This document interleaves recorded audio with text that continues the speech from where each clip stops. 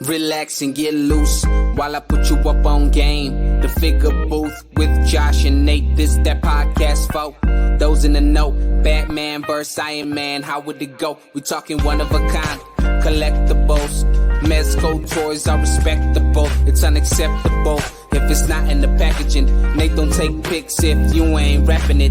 Nate's dirty tricks are always happening. But damn it, man, don't you be stressing. Round here we believe in plastic confessions. We trying to figure out the figures that's gonna stand the test of time. That G.I. Joe handmade hit me in the spine. There's perfection in the way that these toys are made. But I also wanna know, do I pick Wade or Slade? So this is where I come to kick it with the guys. The Figure Booth. Like, comment, and subscribe.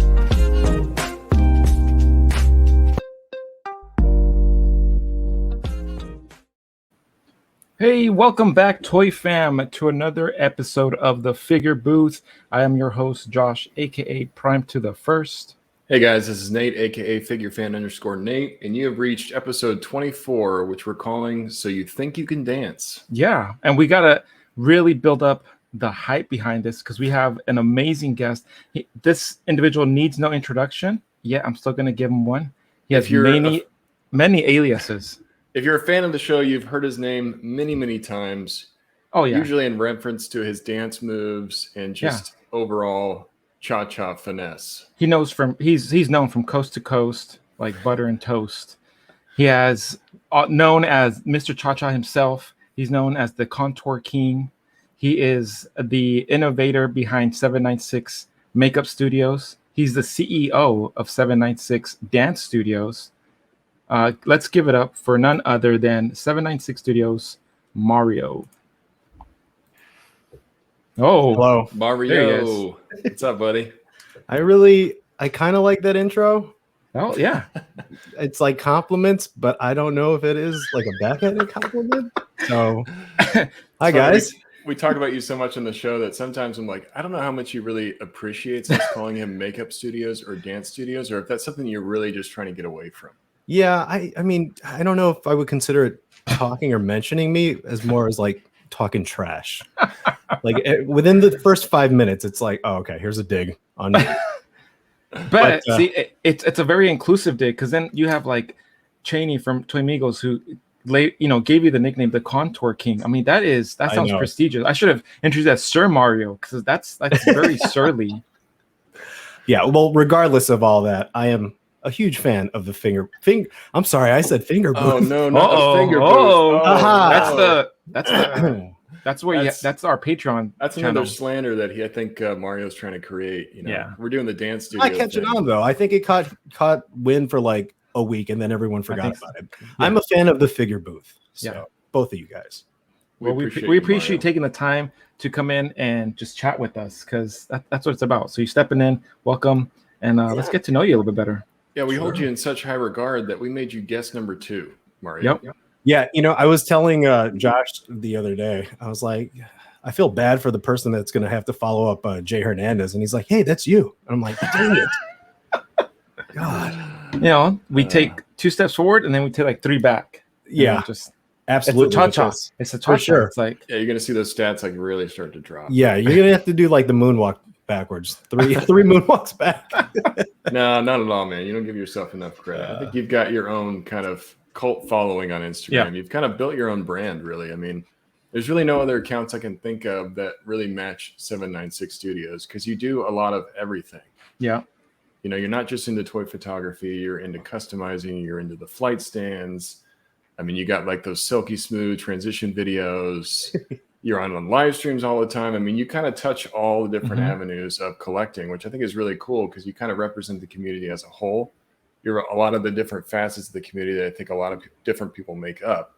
But you can find a lot of that just on your page alone. You do the toy photography, you show off what you're building, you're showing off the flight stands, you do the orders for that. It's kind of like a mixture of just all kinds of stuff, which really, I think, just speaks to your passions. Yeah. Oh, yeah, for sure. I never thought of it that way. I just kind of think of it, me being a dude that has a short attention span with an obsessive personality, and I got to like get my hand into everything. But no, that sounds good, man. I like your take on it, Nate. No, and I agree with Nate because I know you usually like sum yourself up like that, like, oh, I'm short attention span, obsessed, but I think that's a lot of us. A lot of us collectors, we have short attention spans, and I think content like this, where we're having conversations, we enjoy it. I mean, look at the streams are consistently being provided out there by different individuals in the community. Like and a lot of us want more of it, and we want like different variations. We want to see conversations. We want to be part of the conversations. And we want it all. We want to be able to collect it all. So I think that kind of your summary describes a lot of collectors, and I think that's one of the reasons why so many individuals are like gravitated towards your content or towards the ability being able to have a conversation with Mario. He's probably one of the dudes where you send him something and like we piggyback off, and that conversation leads. I was sharing with Nate here before we got started. I'm like, sometimes I have conversations with this guy and I'm like, oh, who was I talking to? And I'm like, oh, it was just all via DMs. But me and him, we chat so much where I'm like, I can actually hear his stinking voice in my head where I'm like, was I talking to somebody?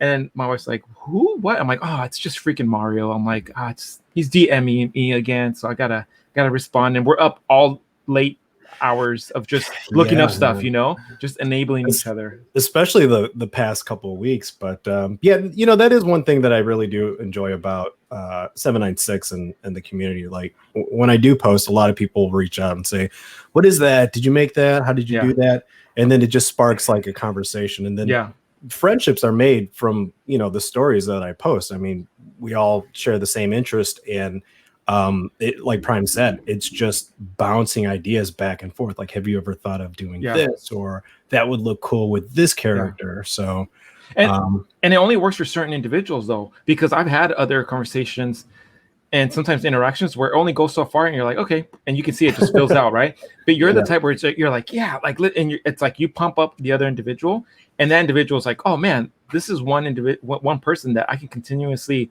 reach out for ideas, and he's gonna pump me up or encourage me. I think that's super motivational, and that's what we want more of in the community, is like those individuals. And like in last week's interview, that's what I was talking about, was having certain individuals in your circle that really push you to your limits in a good way, where it's a positive influence and they're continuously challenging you to push that envelope.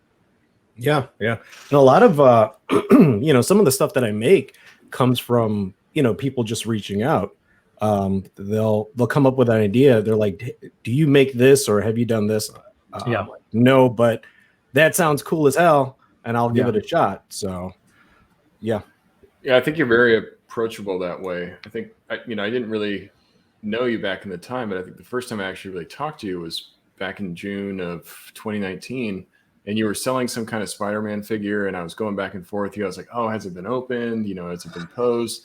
And then we kind of started our own like conversation out of that. Like, I just felt like it was very easy to kind of talk to you, and it's clear that you have a passion for the hobby, because we can just kind of spitball ideas and talk back and forth. And you're like, oh yeah, this is awesome. We've done that many times in DMs now over the years, the whole workflow thing. And I mean, the flow state thing. Yeah. That was one of our most recent conversations, and it's and that sparked the idea for that episode. Just like, okay, we're going to talk about this, because I had a great conversation with Mario. So yeah, you're very good about being approachable, because I think somebody that's new, that might be finding your page, that might be new to the community, it might be a little intimidating to reach out to people, but it goes to show that just don't be afraid to talk to somebody, because you might get somebody on the other end that's actually really approachable, easy to talk to, can share some good ideas.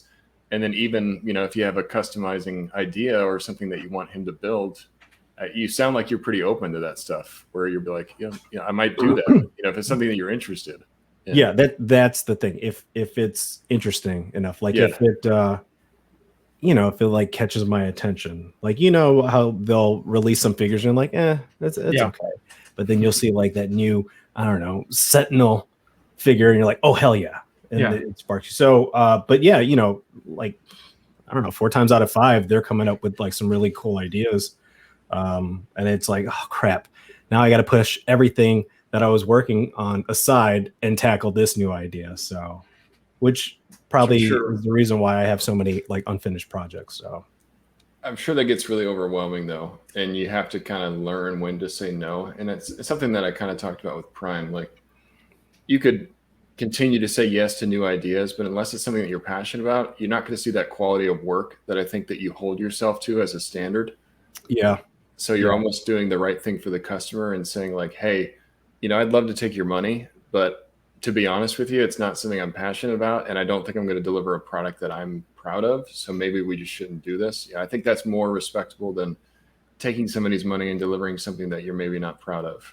Oh yeah. Yeah, no, for sure. I mean, I put enough pressure on myself, and that's probably one of the reasons why I don't do commissions. I can't handle like the pressure. But yeah, saying no has never been like a problem for me. Just, well, as long as you like phrase it in the right way. I usually say that's not my thing, man, or I'm not really into it.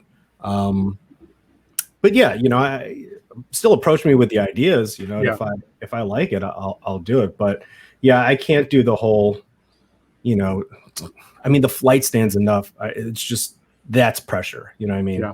So many people want them. It takes forever to make them. I'll still do that though, but I don't think I would want to do like a diorama commission. You know, I think Prime had asked me for something before, and I was like, "Yeah, sure, I'll get it done." And I was like, "Nah, I'm not gonna do it." Yep, got that. No thanks. And see, I can relate to that because that's the other great thing I think of the relationship that Mario and I have is like, even though we're pumped for that second, and he doesn't do it at all, I'm not gonna be like, "Oh, F this guy," like forget. Like I know I can totally relate to that because a lot of times it's in that moment, and if when it's time to get to building and you're like, I'm not feeling this project, or I don't see the vision there, there's no point in tackling it. And it's probably gonna like sit in the back burner for a couple months, but then the minute something's gonna happen, it's gonna click, and then you're gonna get to it, and then you'll be able to burn it. Because we haven't had a discussion about this project in quite some time, even though I've been tackling the other stuff and I have it set. I'm like, there's been other stuff where, so I can totally relate to that. And I take no offense whatsoever because I can relate to it, right? And I think we have really great rapport where we're always consistently giving each other shit. But it's almost like a brotherly thing where if I didn't respect them enough, then I would be super sensitive and take offense to everything he would say to me. But because I have so much respect for Mario, I'm like, yeah, of course he can talk shit to me. Like, he's in the tree of trust. I'm not going to kick him out of the tree. You guys have one of those relationships that on the outside, like if you didn't know the both of you, you'd think, serious unsettled beef going on. He's one half of the Beef Brothers, 1/4 of the Enablers. So, which you know what, we should probably take this opportunity to like, because I'll get some DMs, right? Like, so Prime will do his thing where he talks trash on IG, and I'll reshare it. I'll be like, fuck this guy. Something just real quick, and no emoji, no nothing. And people are like, damn, dude, I think Prime's really talking shit about that. I heard him on another stream talking shit, and I was like, yeah, it's cool, man. Like, we're messing around. We're fine. We're fine. We're okay. We're actual friends. We're actually sharing the phone. We're both in the same room. Yeah. No, but dude, you know exactly what I mean when like, because you and I we bounce ideas back and forth, and now we're on this whole like 118 diorama kick, and that's completely taken over. Like, I don't know if you saw my stories today, but I'm already working on that. Whereas the other project, like it in the moment, and I don't know how many beers we had at that point, but like in the moment, it sounded like cool. Yeah. But then it like fizzled, right? And that's also the struggle, like getting, like Nate and I talked about this, like getting to that flow state, right? Dude, it is a constant struggle to get there. There's no shortage of ideas, but the motivation to get there, and once you're there, like the satisfaction of like that, the beginning of your work. Like for me, I hate everything that I make, like especially in the very beginning, but then something will click usually like halfway through, and I'm like, oh shit, I'm on to something now. And then the flow state kicks in, and then it carries you the rest of the project, I see. That's crazy to me as a spectator looking outside. It doesn't make sense because I would think you get in that flow state, and that's why because you're sending us these pictures. I'm like, oh yeah, it's killer. And you're like, yeah, I fucking hate it. And I'm like, what? And then he sent me another picture. Look at this. I'm like, oh, that's awesome. Yeah, I fucking hate it. And I'm like, this guy, what is this guy like? Likes to get abusive or likes abusive relationships? I don't know what you like. Self-deprecating. I'm like, you know what? It is trash. I'm like, it's trash. And he's like, yeah. And he sends me like hearts. Like, thanks. That's what I needed. And then he kills it. Yeah. No, because dude, it can be better. Like so I only post like the shit that I think is passable, the good stuff. But you guys don't see Yeah. Like All the the killer stuff. other takes that I did or the other versions that are just in the garbage, you know what I mean? Smashed into pieces. Because I'm not gonna post like my trash, you know what I mean? Like that'd be stupid. But yeah, I mean that's just how I operate, you know. I gotta do it like usually when I make a dio, it's the second version is going to be the final product because I tried it before, like that Chinatown diorama. Yeah, dude, I still have the front wall as a reminder, like, you know what? It's not as bad as you think it is because a lot of other people are like, holy shit, I'll buy that piece off you. I'm like, no, this is garbage. But I keep it around now as a reminder, like, hey, maybe you should like lighten up and just see the project through before you like trash it and then start over again. Yeah. So, well, and I think it's good that you hold yourself to a certain standard, but your standard might be somebody's 100%. You know what I mean? Yeah. Like it's respectable that you hold yourself to that standard. And I totally get it, you know, because I do the same thing where I'm like, I'm not happy with that shot. It's just not up to what I think I could do. Let me just keep grinding. But as something that Prime was talking about, like, you know, I don't understand how you don't get to that flow state earlier. Sometimes I think it's you have a general idea of what you want, and you kind of have some general idea of how you're going to get there, but you're not really sure yet. But once those pieces start to fall into place, that's when you feel like you got that flow state. You're like, okay, I know exactly how I'm going to get this done. Now it's just going through the process of doing it. And then, you know, you activate that music and it's just like, boom, I'm going to focus for the next 3 hours to get this done. Yeah, because I'm sure as a photographer, you have like this vision in your head. And then when you go to set it up and then you take that shot, it looks nothing like the vision that you had in your head. And that, dude, that right there is discouraging enough where it could be like, all right, I'm done. You know, I'm done with this. But then you take, you know, a couple hundred shots, move stuff around, you take it into post, put it up on like the big screen. And then you can find like, all right, what if I tweak this? And then you go back to it. Usually when I'm taking photos and after I've thrown it up in Lightroom and I've looked at it closer, I'm like, I need to reshoot this. And then that second attempt is where the flow state hits. And I'm like, oh yeah, now we're in business. So yeah, and it's like the more you post, the worse that gets, you know, because you're like, okay, I got to set the bar a little higher. I got this set the bar a little higher. Like I can't keep doing the same thing over and over again because I feel like my audience might get a little stale with my work. So I got to do something that's different. Yeah. But you're constantly challenging yourself that way. Yeah. I think good enough isn't good enough. You know what I mean? You gotta bring the heat every single time. And I mean, it's tough because sometimes that does take the joy out of, you know, whether it's photography or building, but I think I'd rather go through that and then have that one shot or product that I put out where I'm like, hell yeah. Like I'm really proud of that. I didn't settle for anything less. You know what I mean? Yes, exactly. Because the last thing you want to do is to see a post and then have regret about that post. Oh, like, yeah. That's not up to quality for me. I you know, you see something that you can't ignore. And a lot of the times Prime's kind of my sounding board. You know, I'll DM Josh and I'm like, hey, this looks great, right? And he's like, I don't know, man. The pose's a little off or the light's off. And like, I want to just throw something against the wall. When he says that, I'm like, no, it's perfect. It's the way I want it. But then, to be honest, it makes me go back and think about it. I'm like, you know what? He's right. This isn't up to the quality that I should be doing. But then, to your point, it's like, it gets out of that realm of being enjoyable because I've already got it the way I want it. And you know how toy photography works. It's a process, man. You got to get that pose. You got to get the lighting. You take the shot. You're happy with it. You go and edit it. You share it to a friend and you're like, they're telling you it's not really up to par. It's hard not to take that personally, but at the end of the day, that's kind of what you're looking for because somebody else is going to notice that same thing and maybe not be as polite about it. You know what I mean? I imagine the frustration though when sharing those photos with Prime and him telling you, oh, it's not good. I don't think it's just him telling you it's not good. I think it's just he probably struggles with like articulating like how to improve the shot. Conversations with Prime in general are just very frustrating. It's just a lot of emojis and pictures, and then Nate has to decode it, and he's like, "What the? This guy?" If he's not, and he'll just post it. He'll post it a couple days later, and I'm like, "Oh, dude, that's fire!" And he's like, "This dummy." Yeah, that Bruce Wayne shot was definitely a moment where a communication was kind of breaking down, probably because I was taking it a little bit too personally. I'm like, what the fuck are you talking about, man? Like, what do you mean don't cut off his arm? Like, what do you mean? No, and I that conversation was so because one, I was in the middle of like doing a bunch of other stuff. So I know when Nate reaches out, again, it's that rapport that we have. I'm like, okay, I want to do right by him, give him some good feedback. but at the same time offer a solution, like not just say like, oh, yeah, it's all right, or fix this, but give them. And I'm like, hey, have you thought about cropping this out? And again, it's in text, so you're missing tone, you're missing the emphasis on what exactly I'm trying to say. And I was trying to tell him to crop it a certain way while taking the picture, not take your picture and he's like, I never crop my pictures. And I'm like, no, that's not. And I'm like, oh my God, this fucking guy. So I sent him this diagram and he's like, what? And I'm like, I'm about to call you. Like, we literally went for like a couple of, I don't know, like an hour or so, just back and forth. And then finally he's like, oh, like it clicked. And I was like, fucking guy. Now I'm going to go back to my barbecue. And I was like move the camera close. Like I understood what you were.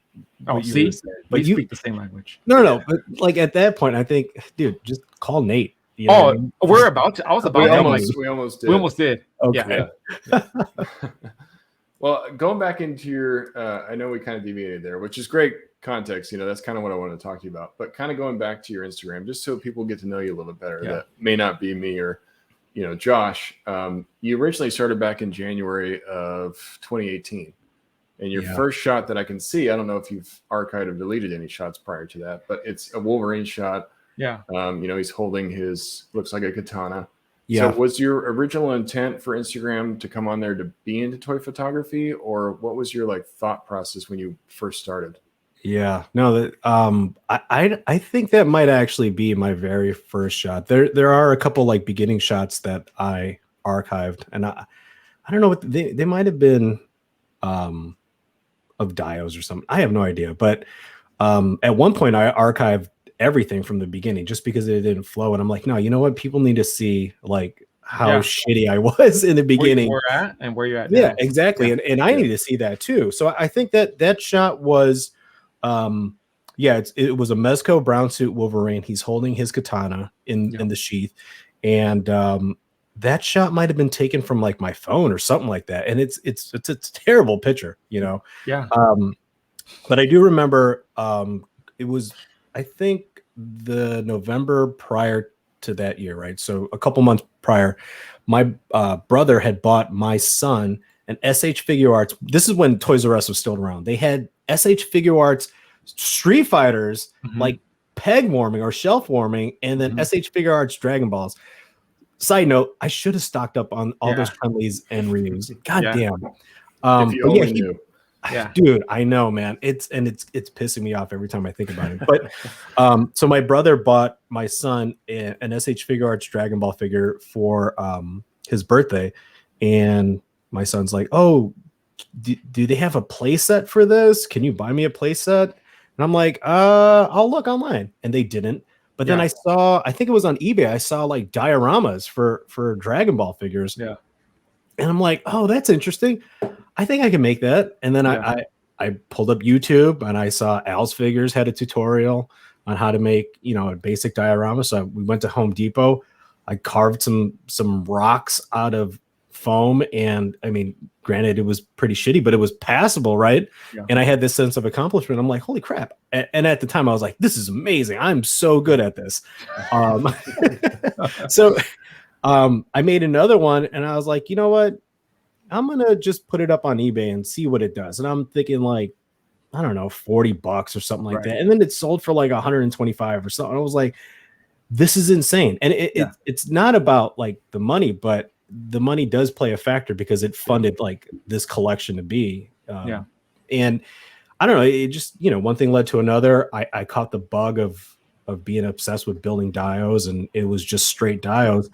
And then come January, I'm like, you know what? I should showcase some of these dioramas, or at least, I don't know, create an Instagram so I can create some sort of buzz, right? And I think I might have, at that time, I was just watching a whole bunch of like YouTube videos, and I think I saw like an ACBA, one of Bug's videos or something like that. I'm like, what the hell is articulated comic book art? Yeah. And there's a whole toy community, right? That's really into dioramas and the photography aspect of it. So to answer your question, the initial plan was to just take photos of whatever I built, and then I don't know, if somebody wanted to buy it, they could buy it, or I would, you know, post it for eBay and be like, hey, check out more pictures on Instagram, whatever it is. Yeah. But I had no intent for it to be what it is right now. And I can't even describe like what it is. You know, it's all over the place. I mean, it blows my mind that the first time you ever did dials was after you started your Instagram account and you had no prior experience. Yeah. Or It's even, crazy. you know, just building like the rocks. Like I just don't have, I have the toy photography, which I'm passionate about, but when it comes to creating something like that with my hands, I don't even know where to start. I don't really have that creative, I don't know, background. I just don't feel like I've got the skills necessary to do that. And if I tried, it's just not going to come out right. Yeah. I guess I should say though, like I've been into toys my entire life. And as a kid, Lego was one of the biggest things that I was into. And then I started my career. I was a mechanic by trade, like in the very early stages of my career. I mean, I don't do that shit now, but so I've always had a knack for like building stuff and putting things together. So when it came time to, and I used to draw too. So when it came time to, and I used to customize G.I. Joe figures back in the day. But I never built a diorama, but like it was a natural kind of transition, you know what I mean? Because I've acquired skills throughout my years that just translate well into dial building. And so you were customizing go ahead. Sorry. The 3 3/4. It's the small ones. Yeah. And you were doing that before you got on Instagram, you said? Yeah, I was doing that. Do you guys remember the forum His Tank? No, I don't. I was going to say yes. Did I just date myself right there? Yep. God damn. I would customize the 3 3/4-inch Joes, and then the Marvel. You remember the Marvel Universe figures, right? Yeah. I would do that, and they would just be like simple repaints or like small, like adding epoxy sculpt to like create, I don't know, different textures and stuff on the figures. So, but yeah, that was probably like 2008. Like a lifetime ago. Yeah. Wow. So you were messing with epoxy back then, though, which is still crazy. Yeah, Avis epoxy sculpt, man. That thing is that's the truth. That's awesome. I mean, that's crazy that you just picked it up so quickly. Because for somebody like me, I envy stuff like that. You're like, man, I wish I could do stuff like that. Yeah. It's I don't know. I just if I'm obsessed with something, I go out of my way to research and learn it, and then I don't think I have a natural talent for it. I spend hours, looking at tutorials or videos, and then another, more hours actually applying what I've learned. I mean, I'll neglect my responsibilities. I'll neglect these children, my love life, whatever, just to like get this new obsession out of my brain and onto like, something tangible. Right. That sounds borderline dangerous, but it is. I think, your IG page, and it's great that you leave those first couple steps there as proof and evidence for those to see the progression. Because I think, again, if you look at 2018, it's only been 3 years. That's a really small amount of time. And you've taken, again, monumental leaps from like that first shot. And even like the first pictures of the dials, whether you say it's trash or not, I've seen really trashy dials. Like if you take a look at a picture of the first dial I tried, like that looks like a 3-year-old made it in their sleep. Like it literally. And then, I go through your IG and I'm like, Dan, this is him just his first couple of baby steps, so to speak. Right. And it's huge progress. And then now to where your page is at, again, the short amount of time, 3 years is a very, very small amount of time to make such a large impact in the toy community. I think, you inspire a lot of individuals and give that motivation of like, hey, if I can do it, like just do your research preparation and dive into it. And I think what I love about your page, and it was funny because I was digging through it the last couple of days, doing some investigative, putting on my Larry King suspenders, is I love how you archive everything. Like you have those stories that are saved and everything from NSA. If someone wants to post sessions, like there's so many in the community that get involved with your post sessions. I think some of the first lives that I caught you doing were when you were making the trees, and you went through that, and you were known for the trees, even though in your post you give credit to 796Studios, which a lot of us know that he gets a lot of credit for those trees. But it's great how you took that and you're like, hey, he helped me out a lot. You give him credit, and you're like, this is me just trying something new. And then that was one of the first lives because you were getting so many questions, and the trees came out phenomenal. But then you posted, it's like, here's how to make them, step 1 through 5. That's what I love, where I think a lot of us that want to try it, but we can't find the resources. Because I found myself in that same category when I was trying to tackle dials. I was like, man, where do I go to? There wasn't as easy as it was now. There was only a couple: Al Figures, Bob the Odd, right? I was about to say Bob the Builder, but a couple people on YouTube, Henry Beltran, where you would go and that was it. It was like 3 or 4, or I would be researching like the train makers that would do all these like sceneries. Yeah, and you know, some of those I'm like, they're painstakingly painful to sit through because either the audio is not great or the video is not great. So, and their scale, it's like much smaller, 1 in 25, right? So some of it was great. So that's why I love that your page has everything where it's like 5 stages of paint. You do the whale build one, and you break it down. So it's like, oh, you can see how you start and you can see the end result. So it's like, it was like a encyclopedia for those that are starting. That's a great resource. And I think that's what you represent. You're like a good, librarian that you document the process, your growth, you know? Yeah. I think it's like the beginning stages of what you see now, which is a BTS, you know, behind the scenes. But you were doing that so early on. Yeah. Just really to share to others how you do something, which I think is pretty rare, you know, to be honest with you. A lot of people try to keep that stuff very secretive. Like, I have this process, you can't know what it is, you know, and whereas you're sharing that stuff and you're trying to help and encourage others, as just a shift in the attitude that you see, which now you see a lot more. But back then, I just felt like you didn't see a whole lot of that. So you were kind of an innovator that way.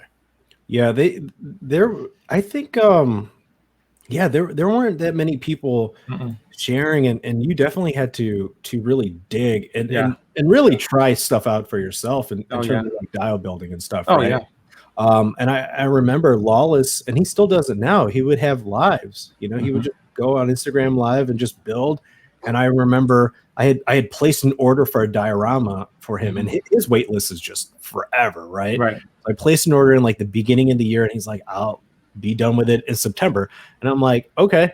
But in the meantime, I was watching his lives and I was just trying this stuff. And I do remember that tree. I think I posted that, like, my version, and then my second version after I took some notes from him, and it's like night and day, right? Yeah. And he would always say this thing. He's like, you know, I want to share this stuff because, you know, you guys will eventually make something, and then you'll make something new, and then you'll inspire me, and then I'll make something new. And he calls it this osmosis. Yeah. And I'm like, hell yeah.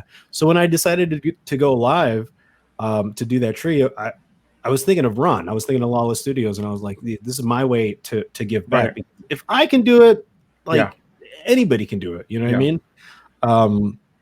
But yeah, I nowadays there's so many like talented artists out there, and there's so many platforms to just absorb all this knowledge. I mean, there's nothing that you can't learn or want to learn that there isn't like some sort of tutorial or information out there, right? Yeah. But I really respect those that take that information and then put their like own spin on it. Yeah. And it becomes new instead of just like a straight replication of what somebody else created. So And how did the flight stands come about? Oh man. I was gonna ask, like, because you got a lot of exposure with our last guest, Jay Hernandez. Freaking Jay. And I think that was before you really started selling them.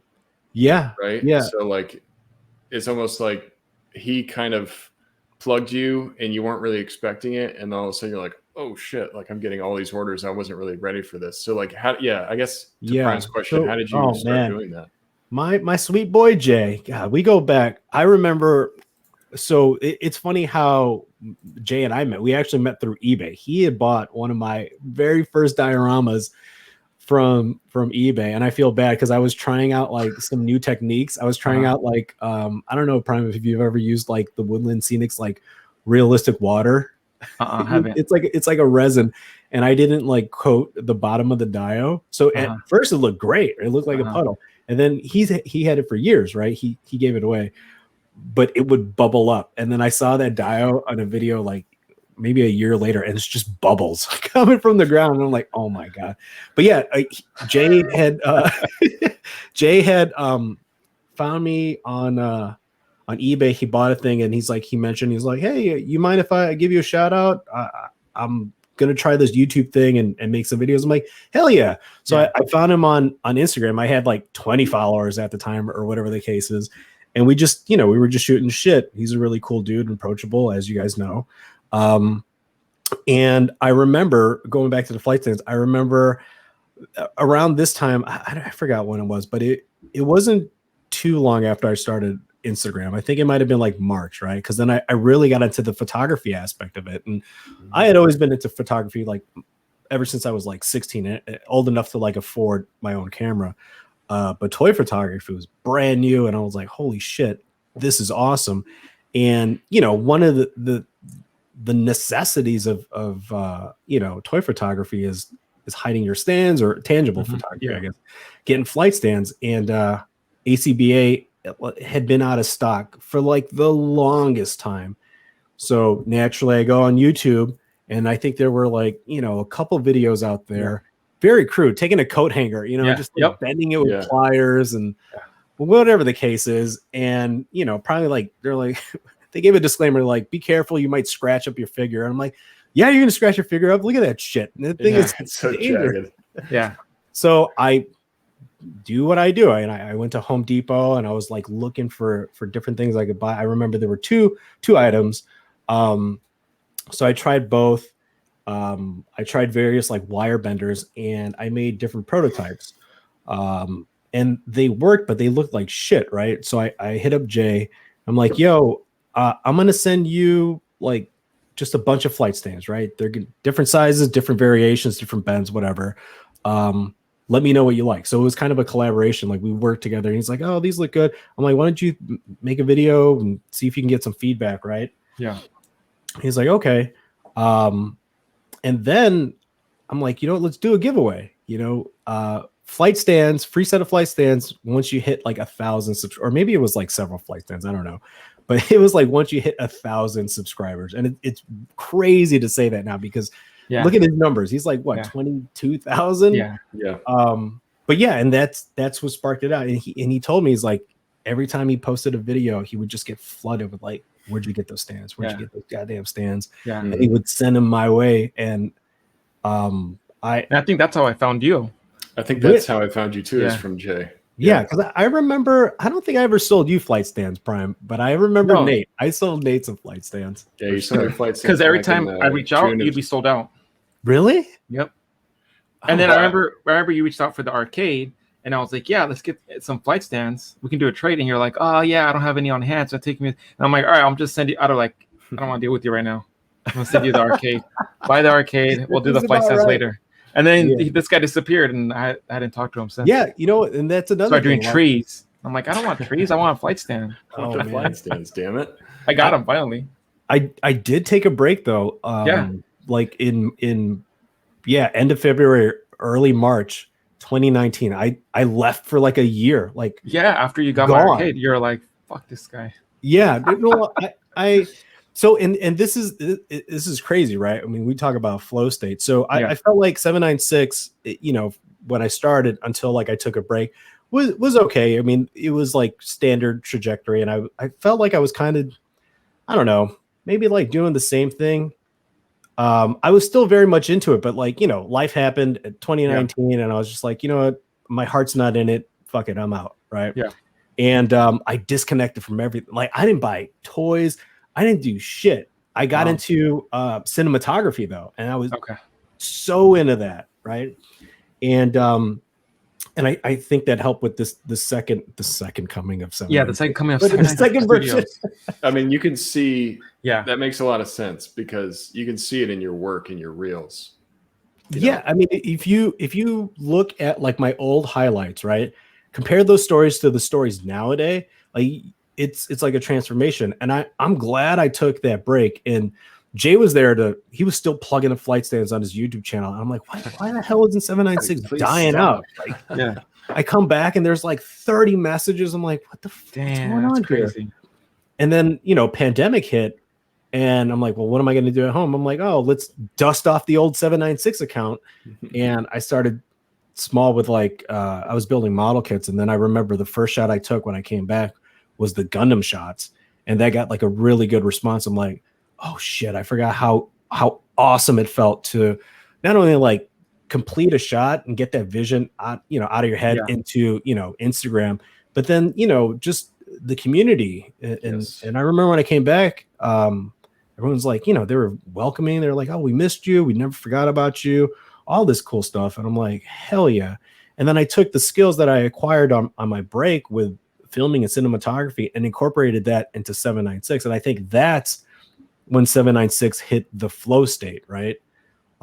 It just, I don't know. And I really push people to try other hobbies, right? Outside of like collecting and whatever you do with action figures, because you never know. Some of that stuff can like push your creativity, whether you're taking photos or I guess reels now, or even building dioramas. I attribute a lot of the things that I've built now and a lot of the shots that I take or the stories that I make from the skills I learned with cinematography, aka transitions, Prime. Yeah. and I think that really helps not only really like sell the mood, but and I think that's what it comes across is just the mood, because there's even, I think, a short vid that you posted it and it's on your IG, and it's just all it is advertising your flight stands. I think it's like 11, 11, 18, and it's just it looks like I'm getting ready for a theatrical release, and I'm just like on the edge of my and just seeing it, and I'm like, man, that is mind blowing. Like, what's the process? What's the story planning behind that? Because I've seen a post right now going on around on IG where it's like there's a peak and all of us see just the point, right? And that's like the end result, but none of us see what's the layers behind that, like how much planning, how much processing that goes behind that. So just that post of showing everything, you showed the tools, and I'm like, I don't know if this is like a theatrical release for some type of movie. Like it almost feels like I'm getting ready to see Iron Man being built or something, and then at the end it's like, nope, just flight stands. But it's so much hype, and I love it. It's freaking epic. Great quality that you just immediately engage. You're like, oh my god, what is this about? And like instantly, you did one about how long it takes you to make them. But just the way you did it, you had like you're pushing the power button on, and then you do like a scan of the tools, and then, like how that forms into a flight stand. I mean, you can see that cinematography really influence your page, but in a good way. Because it makes the viewer, it doesn't matter what it's about. It's that quality that immediately hooks you. You're like, okay, I want to see where this goes. What is this? That's a good question. There's two answers to that, because I know the video that you're talking about, right? I'll give you the real answer, and it's kind of like stupid and funny, and then I'll go through my thought process. But I remember and you guys know there's a lot of good, I would say the majority good community, right? But there are people that just, you can't please them. And I remember during that time, I came back and it was just immediate, like, give me flight stands. And I'm like, oh my God, I can't keep up with this. And at that point, I'm like, I don't think people know exactly like how much work and how long it takes to make just one set of flight stands, right? It's 47 minutes. I'm a little bit faster now. Back then it took a long time, and like your hands are all charred up. Like nobody's going to want to like touch these hands or whatever. They're like calloused and whatever. And I'm like, you know what? How can I politely tell these people, like, chill out? I'm working my hardest for you, right? I'm like, oh, I'll convey that in a cinematic movie or something like that, right? So it was twofold. I wanted to educate these people, like, hey man, I'm trying my hardest for you. I'm cranking them out, but I can only do so much. It's one guy making hundreds by hand, but also the other thing with it, not only like the video and the stories, like, dude, it starts with like a pose or an idea I have. Like, for example, if it was like the flight stands, I'm like, I know people want the flight stands. I need a drop.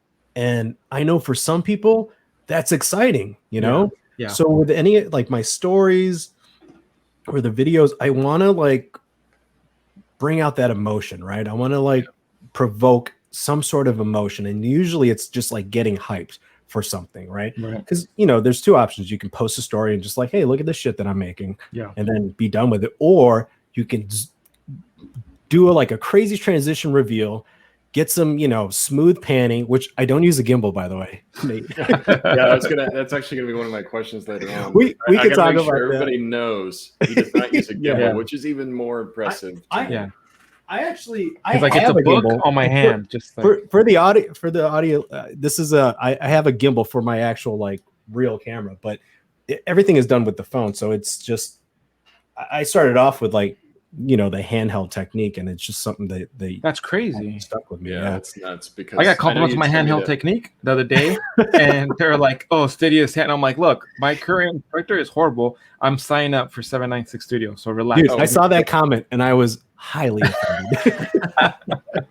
I'm trying, but no, I want you can come in with like an open reveal transition, and then you got the slow pans where you got the parallax, you got the subject in the front, and then the background's like moving at a faster pace, and then you mash it up with like a dope ass track, dude. Like, and hopefully the content that I put out there is cool, like whether it's a custom or a dial. Like I hope that's still the message, but like I'm a salesman too. Like I'm gonna showcase it in the best light, and people will I get so many DMs like, holy shit, that's dope, and then I get a lot of DMs like, damn, that track is awesome, which to me I think that's the biggest compliment. I'm like, because like taste in music, like that's a personal thing, and if people don't like your taste in music, like that can cut you deep, but it seems like people mine or tolerate it, but it's on point. I found Damu the Fudge Monk from and I love it, man. I listen to it all the time, and it's made me discover other things. Because I use Spotify a lot,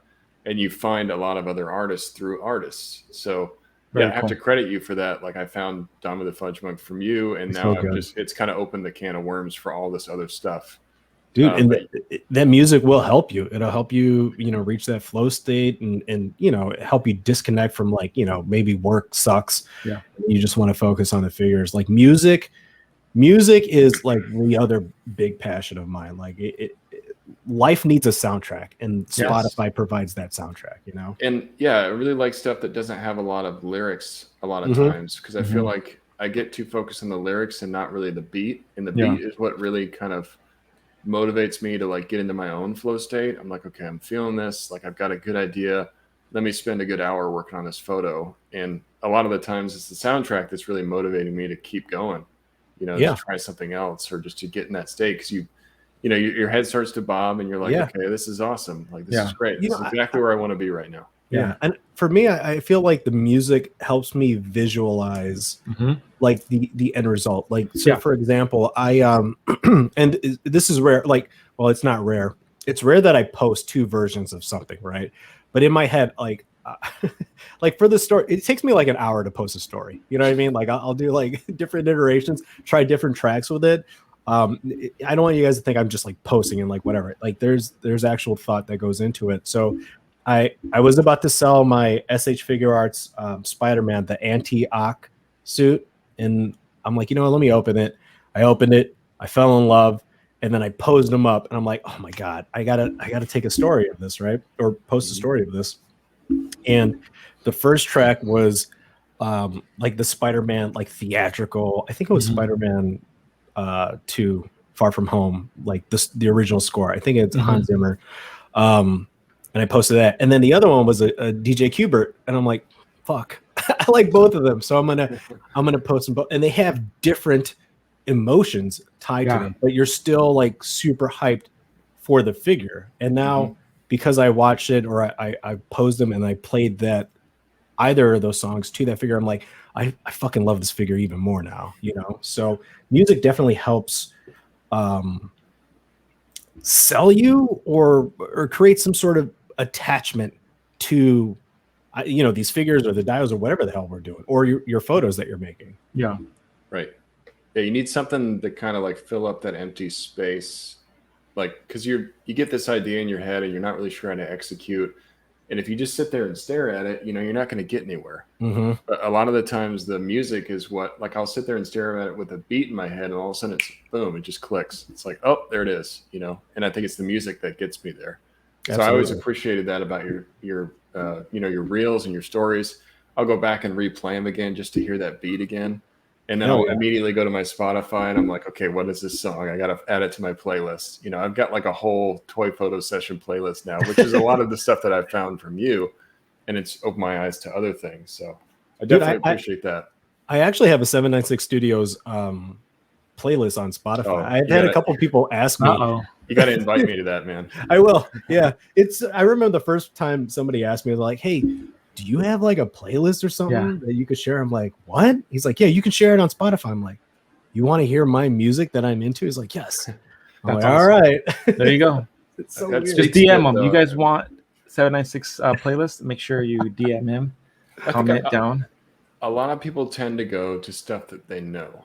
And like the classics and old music I used to listen to when I was younger, which is great and all, but I want to discover new stuff. I get really old of the I get tired of the old stuff. So I'm always trying to discover new music. And that has opened my eyes to just a whole nother side that I wasn't really exposed to before. Beats that I like. And some you hear some great rap that has some really good beats, but it also has a bunch of lyrics. And sometimes it's like I just want to hear that beat over and over and over again because I just love the way that flows. Yeah, absolutely. I'm the same way. A lot of what you listen to, like the lo-fi chill beats and lo-fi hip hop and all that kind of stuff. It's great. For sure. But yeah, I mean, I know we kind of killed this topic, but I appreciated how you still offer up the flight stands, but now you have a wait list. And that's how I got one because I found that you had posted it and those things sell out within like a matter of 10 minutes or something. It's insane how fast your stuff sells. But then you open up that wait list and, where somebody could say, yeah, I got a wait list and they never revisit it. You actually do go through and revisit the wait list and you reached out to me. You're like, hey man, your spot has come up on the wait list. Your flight stands are available. I'm like, oh shit. Yeah. This is amazing. Yeah. So that's really cool that you do that for people that want it, but maybe have missed out. Yeah. Yeah. That was a one-time thing, and I'll credit it for that. So that I created that wait list kind of as a just an experiment, right? Mm-hmm. And then I left, right? And I was like, I made it clear. I was like, this doesn't mean that you're getting flight stands, right? Right. And then I came back, and there was like 70 something people on that list, and I'm like, well, shit, I gotta follow through. So I spent like months just filling those damn orders, man. I'm glad I got to you though, Nate. Yeah, you did. And I get it though. I totally get it. Like you're not like a one-trick pony. It's not one of those things like, yes, I get you guys all appreciate it, but there's no passion for me in that. Yeah. It's just a grind and that can get really old really fast. So it makes sense that it's not something that you offer all the time. Yeah. Because you want to move on to other things. You want to like progress and you feel like probably that you're staying a little stagnant if that's all that you're offering all the time. Yeah. Yeah. Yeah. I mean, there are other people out there that make flight stands. Like I'll plug Fizzled Customs. He's a cool dude. He makes flight stands. ACPA still sells their flight stands.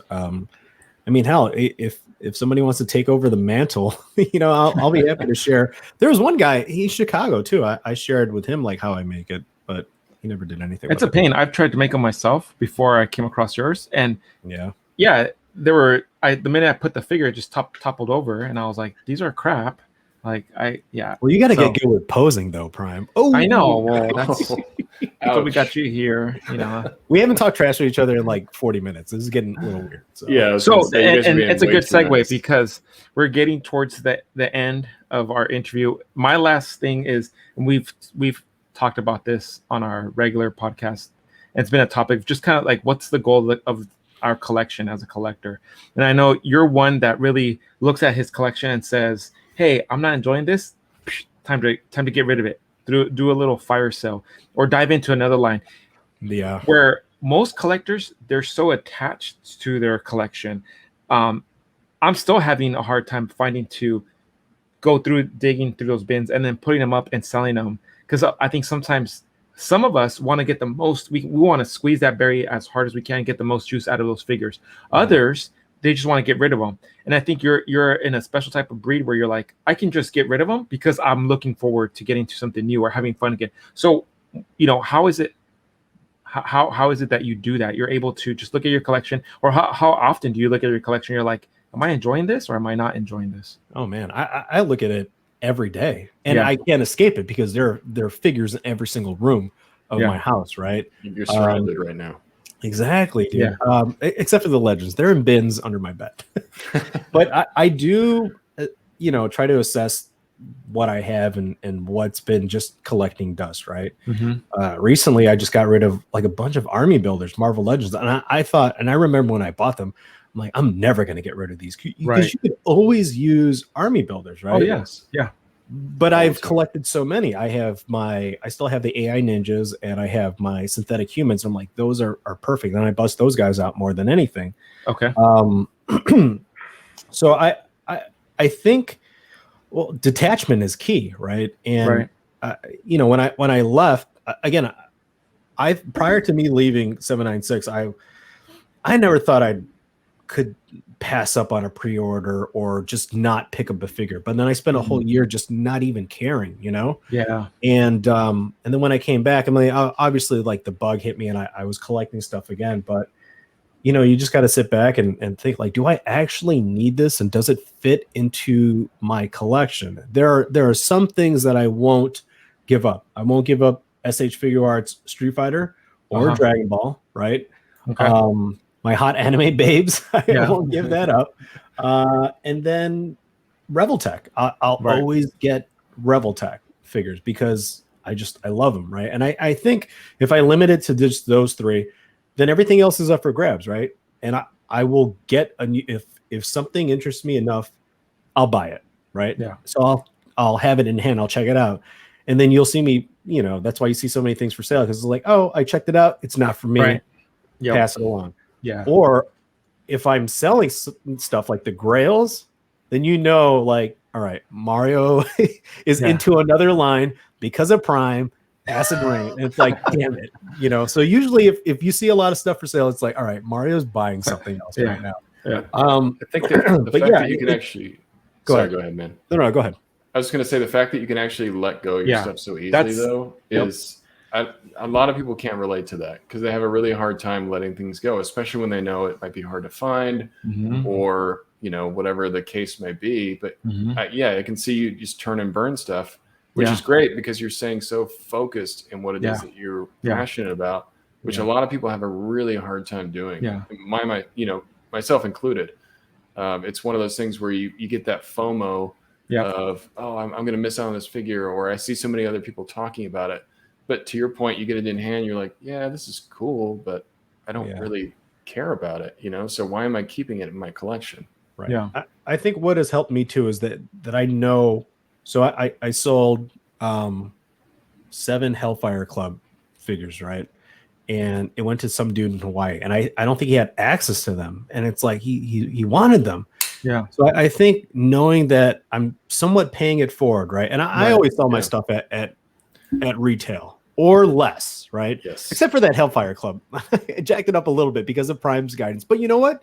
It was still within reason. Like you're still way below what like a scalper is asking for. Yeah. And you're doing a good thing for the community where you're like, hey, I'm trying to give you this at a better price. Even if it's a little bit more than retail, I guarantee you I'll beat any other price out there. Oh, yeah.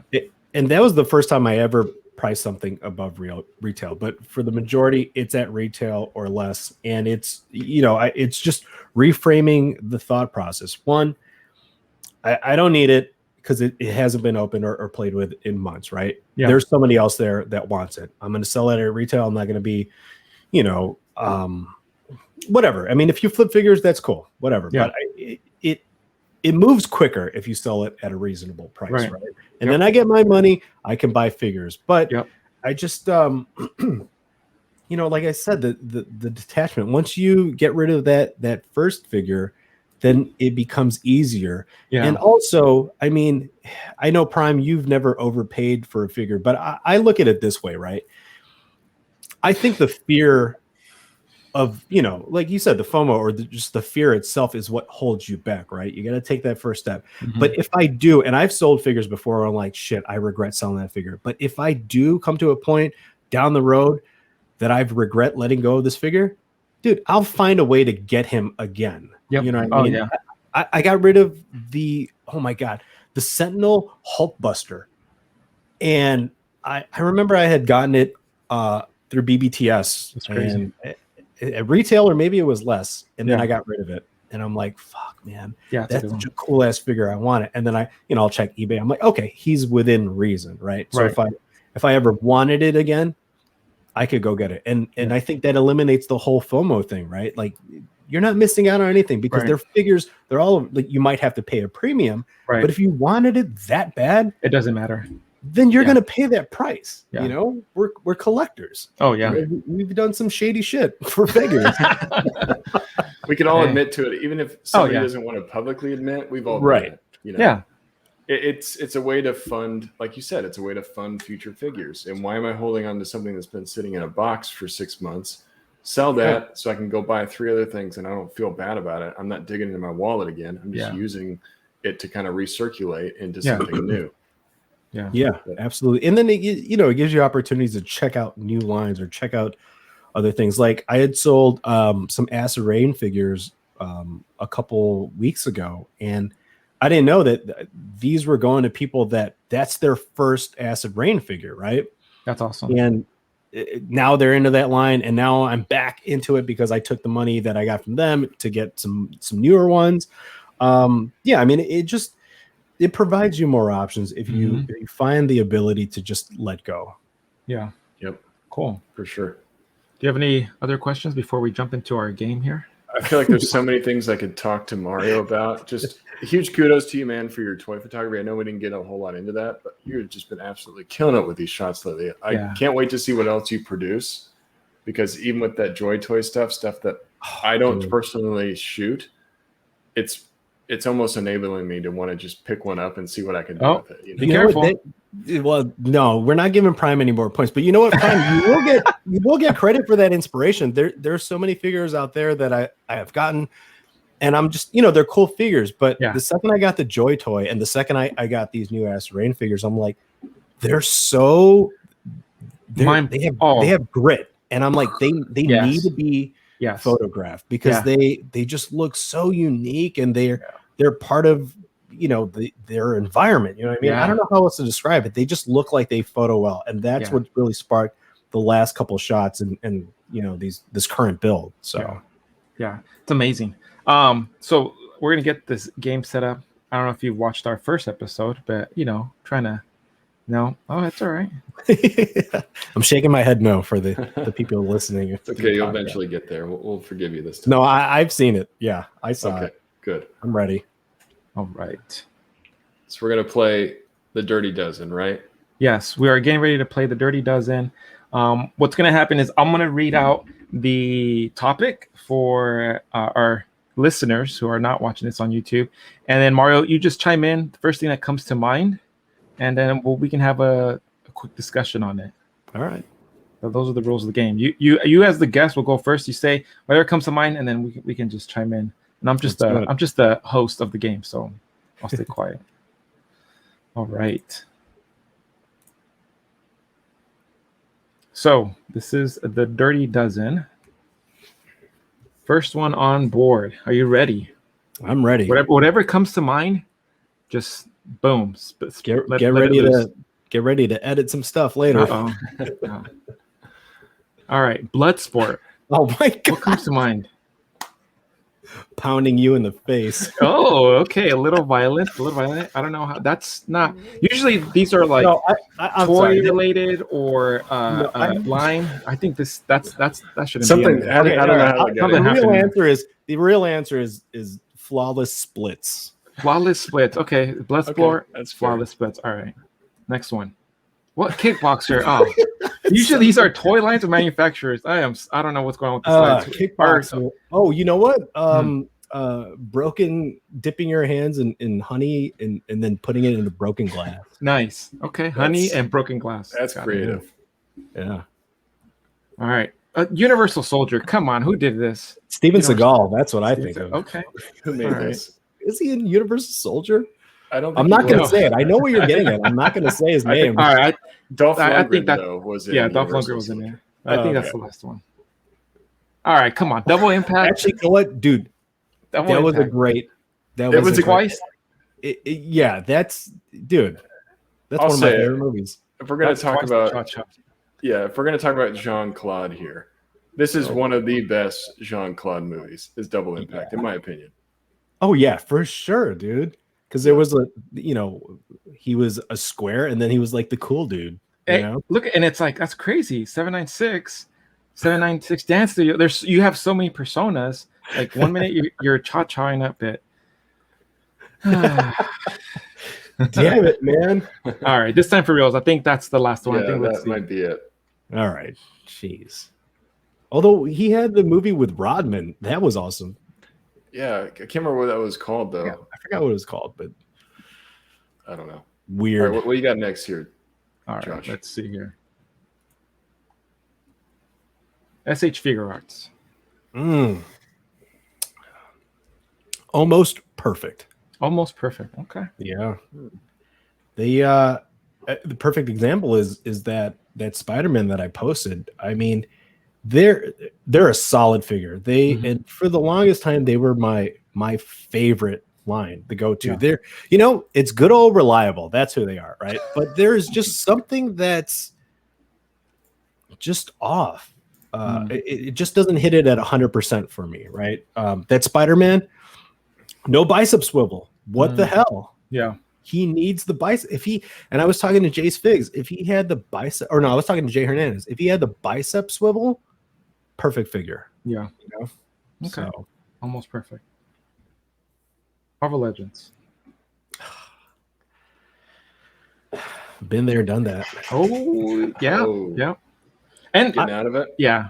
No, I like Marvel Legends. I feel like they're the entry level collector's figure. You know what I mean? There's always going to be a soft spot for Marvel Legends. They just don't do it for me. It's Marvel Legends is like that high school sweetheart. You know what I mean? It's like we're in our 30s now. We've changed. We're not the same people, but I still appreciate the good times that we had.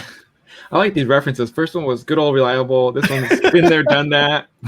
No, it's weird. I love it. I love it. That's awesome. I think about Legends all the time, and there's a reason why I can't get rid of that bin. I can't get rid of that bin. It's like I can't get rid of like the old pictures from high school. You know what I'm saying? Yeah, it's just the memories are there, and again, it's a solid figure. It's Susie. That's what started it all. Yeah, exactly. All right. Super 7. I don't know. I don't have any. Let's see. You don't have any, and you don't have any on pre-order. Display pieces. Display pieces. Okay. And that's just my ignorance. I don't own any Super 7. They look super dope on shelves. I do have the wave of MMPR on pre-order, but I haven't handled one, so I can't really say anything. But I like the properties. I think they're doing something completely different and new. And I do like the look of like when Kev was on, was it with Kyle or maybe he was showcasing it with somebody else. I saw it and I'm like, oh yeah, I'm gonna pre-order those. Right. Yeah, but that did it for me. Yeah. Okay. MMPR. Nostalgia, man. MMPR was my shit back in the day. I'd lose my mind, and I would beg my mom all the time to take us to, the toy store up the street to buy Titanus, even though I knew it was never ever going to happen. And I still never owned a Titanus. But dude, I love MMPR. It's just nostalgia all the way. Oh man, it's crazy because MMPR was everything. That was it. And I remember I went and I tried out for like some Fox Studios thing, and I came in second place. And then they're like, serious? And they're like, here's your consultation price. You didn't get to make it like on the Kids Network team or whatever, but they gave me like the full MMPR, and I was like, in my book, I won. Like, I don't care. I don't have to drive anywhere to a studio and read. Like, I got the whole wave. I got Megazord, and so it was easy for me to get the rest of the Zords. And man, to me, MMPR was the first line where I had I had it all except for Titanius. I had Dragon Sword. I had all the Rangers. I had Yeah. like they sent me like that first wave. They sent me everything. It was crazy, and the Zords. So Yeah, MMPR was one of the. I remember just being, while watching it, like I felt I was like in it. You know what I mean? You're ready to fight some putties.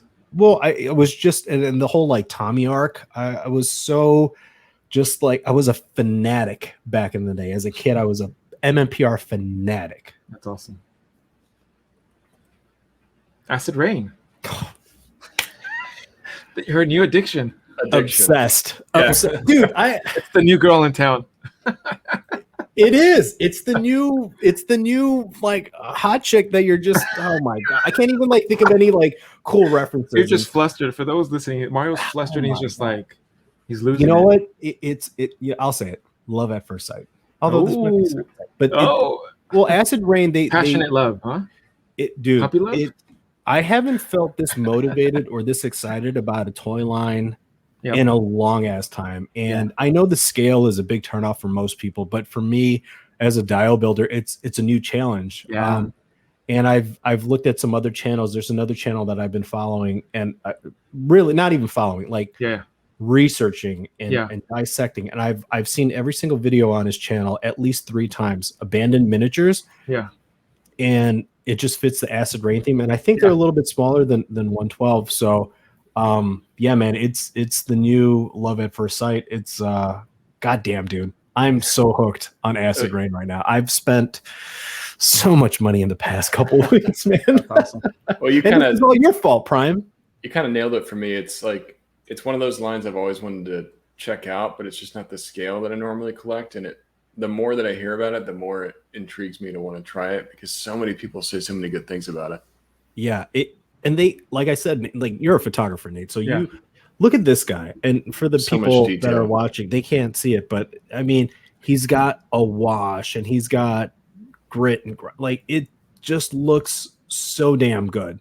Yeah. So awesome. And Prime, I give you credit for giving me the nudge to go over with your whole Joy Toy thing and enabling me. But it's one of those lines, and I'm sure you guys have it too, where you always have like a figure in your cart, but you haven't pulled the trigger yet. Yep. So I've had a few Acid Rains on like pre-ordered, and then I canceled, and they were in my cart, and I just never pulled the trigger. And then Prime pushed me over the edge, and now I'm in debt. That's right. Nice. All right, Mythic Legions. Oh man, beautiful sculpts. Mm-hmm. They look amazing. I've only ever owned one, and I customized it. I took I don't know if you guys remember the ogre, but I took him and then I turned him into a frost giant because nice. Marvel Legends. Where the hell are your frost giants? You know what I mean? Outside of the Marvel Universe one, which I had and sold. But yeah, they're great looking figures. The articulation, though, it's very difficult to get them in the poses that I need them to, and that's the only reason why I haven't like dived in. But a lot of people say it's a rabbit hole, and I can certainly see that because they're phenomenal figures. However, they do have that new line coming out where it's interstellar fantasy Prime. Yeah. So I think that's going to get me, man. And especially if they like rework some of the articulation. Then that could be another rabbit hole for me. 3A. Oh man, that's I would say artsy. Artsy. That's what comes to me because the 3A modeled after Ashley Wood. It had a very unique style, and it kind of I was heavy into that right before I left 796 the first time. I remember I went deep into a 3A obsession. I went to California to pick up some figures too, and I dove in like head first, and I loved them, and I never thought I would get rid of them. But I mean, dude, there was like I hooked up the Shutterbugs folks. I hooked up Alex, Finn, and Aiden. I was like, you want these? They're like, I would never be able to afford it because they're in college and stuff. And I'm like, here you go. Take them. Yeah. But I love those figures. They look great, but they were just I don't know. Maybe I grew out of them, but they're still amazing. Nice. 112 vehicles. Oh, future projects. Nice. Easy, Oh baby. man, we didn't talk about it a whole lot on the episode yet, but man, the work that you do on those motorcycles, just I love it. Killer. I love it, man. That's another obsession. That I got to give a shout out to Darius D Amazing. He came to me with an idea. He's like, cyberpunk motorcycles, and I was like, holy shit, I'm on it. So he really sparked that for me. And the first one I ever did went to him, and now it's, oh my god, I have like 4 that are incomplete right now. But 112 vehicles, it's, you know, I told you, Josh, that I want to do a car next. You know, I haven't figured that out yet, but soon I'll get that done. But vehicles, another thing to help sell your photography or just enhance the enjoyment of the figures that you do own. Yep. Last one, Mafex. Been there, done that. I'm over it. It's old news. Mafex, old news. Old news. They're killing it right now. They're killing it. They're killing it. But man, they're so expensive, and the delays, like, you know me, I again, short attention span. I have all the Marvel ones, and I love them, but they're on deck to be sold next. I think I'm going to sell all of them. I love them, but I'll tell you this. So my first Mafex that I got was Homecoming Spider-Man, and I paid a ton of money for that. I got him in, and his freaking wrist pegs broke, and I've never been able to recover from that trauma. Like I handled them a certain way, and I handled them differently than any of my other figures, you know. Actually, I lied. That wasn't the last one. Got 2 more. Figma. 2 more. Figma. Overrated. Oh, okay. They have great skulls. I don't have any Figmas, so I mean, there's a lot of things working against them, right? They don't move well, right? For what they are. They're great sculpts, great paint applications. They're so high priced. They don't move well. There's other lines out there. Like if you're into like the anime girls, then this could be it. But there's other things too. No, and don't get me wrong, I have a ton of Figmas, but acquiring them I've been slowing down on that, and I've been selling a bit more. But they're just display pieces. You know, if you're not going to like do action shots, then it'd be okay. But phenomenal paint, phenomenal sculpt for sure. I almost got into them when they were doing My Hero Academia, and then I saw Are you glad you didn't? Doing it. I'm like, okay, I'm going with Rebel Tech instead. Yeah, dude, I had so Deku, the Figma Deku was a hot commodity for the longest time, and he would go for astronomical amounts of money on the aftermarket. And then Good Smile did a second release, so I got him, and then I'm like, okay, I need to get Bagu. I needed to get the rest of them, and I did. And then the second Reveltech announced All Might, I'm like, oh shit, I got to sell these now because they're just gonna kill it. They're gonna do the entire line of characters and then kill it. So I don't have any more Figma My Hero Academia figures. They are really great figures, though, for sure. Yeah. All right, this one for sure is the last one. Storm Collectibles. Oh man, I'd say heartbreaking. Yeah. Well, because they're awesome. They're awesome figures. They look good. Articulation it's okay. Like it's manageable. Yeah.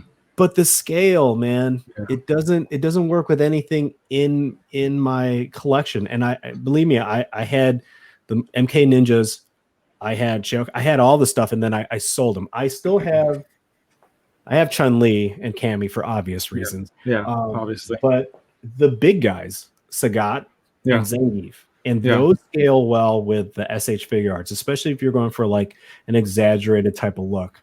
But man, I want to love them so much, and I want to collect all of them, but you know, they don't go with anything else that I own. So now I pick and choose. I have the new Zangief on pre-order. I'm gonna get all the Streets of Rage figures. I have Axel, and he's so dope. Oh, he's awesome. Yeah, he can be a standalone. You know, he can live in his own world. But I want my figures to be able to kind of coexist. You know what I mean? Yeah. Awesome. Well, yeah, that was it. That was the last slide. And Wow. I appreciate the fact you're able to chime in on all of them. And that's, again, going back to how you're into every single line. You've kind of experienced every line, have had your heart broken by every line. You broke every line's heart. So it's great. True. Again, I want to thank you for joining us. Yeah, thanks a lot, thanks for Mario, having me. man. It's great to talk to you a little bit more. I know we DM'd a lot, but it's awesome to have you on here. So thank you again. Yeah, thanks, guys. I appreciate it. It's been And fun. make sure you go check out Mario if you are not following other, already, which you must be living in a cave at this point because he's all over the place. But Yep. Go check him on Instagram, 796Studios. Yep. So that's going to be it. I want to thank 796 Studios, Mario, for taking the time to join us on another Figure Booth interview. Appreciate, again, you guys giving us the support, the feedback. I've been your host, Josh, aka Prime to the First. You can follow me on Instagram, Facebook, and Twitter, all under Prime to the First. I've been Nate, aka FigureFan_Nate. You can find me on Instagram, TikTok, and occasionally Facebook. Thanks again to all you guys on the huge feedback that we got on that first video. Really, really appreciate it. We were kind of blown away by the response that we got on that. So thank you. It really does mean a lot. And where can they check you out at, Mario? Yeah, you guys can follow me on Instagram, 796Studios. I figured out Twitter. I'm just there existing. But I'm starting to post more on TikTok because of Nate's advice. So you can see some of the behind the scenes and some of the shots Killer that stuff. I do there. So I love what I see there. Studios at TikTok, and then follow me on YouTube because I'm going to drop a video soon. 796 Studios on YouTube. Nice, awesome. All right, guys. Thank you all for tuning in, and we'll catch you guys next week.